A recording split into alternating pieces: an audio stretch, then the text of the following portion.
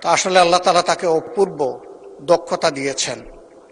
Just বোতলটা পরিবর্তন করে ম্যাটেরিয়ালসটা ঠিক রেখে তিনি সত্যকে মিথ্যা হিসাবে এবং মিথ্যাকে সত্য হিসাবে চমৎকারভাবে পরিবেশন করতে পারেন। এই জন্য শুধু তাকে ধন্যবাদ জানানোর জন্য আমি এখানে দাঁড়িয়েছি মাননীয় স্পিকার।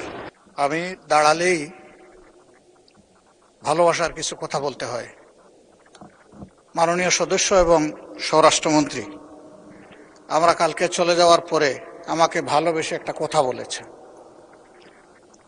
তিনি বলেছেন যে আমি একটি অসত্য কথা এখানে বলে গেছি। আমি এটা জানতে পারলাম। তো আসলে আল্লাহ তাআলা তাকে অপূর্ব দক্ষতা দিয়েছেন। জাস্ট বোতলটা পরিবর্তন করে ম্যাটেরিয়ালসটা ঠিক রেখে তিনি সত্যকে মিথ্যা হিসাবে এবং মিথ্যাকে সত্য হিসাবে চমৎকারভাবে পরিবেশন করতে পারেন। এই জন্য শুধু তাকে ধন্যবাদ জানানোর জন্য আমি এখানে দাঁড়িয়েছি মাননীয় স্পিকার।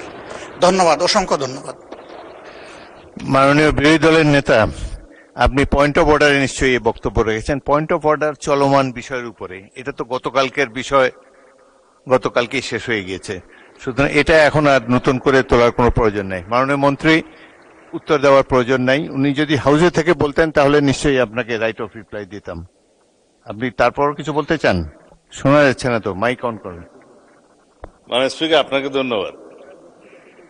এই মুহূর্তে মাননীয় বিরোধী দলীয় নেতা দুইটা অসংসদীয় শব্দ ব্যবহার করেছেন, সেটা হচ্ছে মিথ্যা। এটা অসত্য বললে আমি আপত্তি করতাম না। এই যে আমি কালকে মিথ্যা বলেছি বয়ান, তো এইটা মিথ্যা শব্দটা অসংসদীয় হিসেবে এটা এক্সপান্স করার জন্য আমি অনুরোধ জানাই।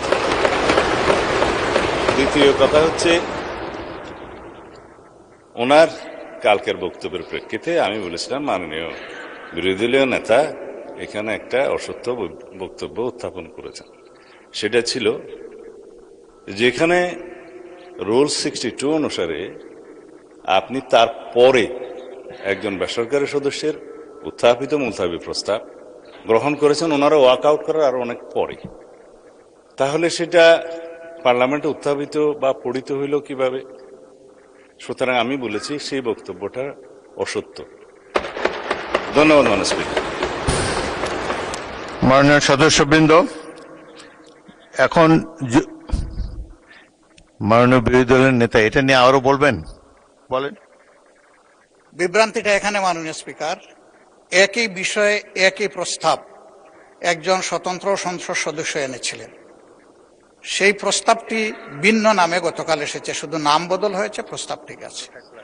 আমি তো আগেরটা জানতাম বলেই বলেছি, এখানে আমি কোনো ভুল তথ্য দেইনি। ধন্যবাদ মাননীয় স্পিকার।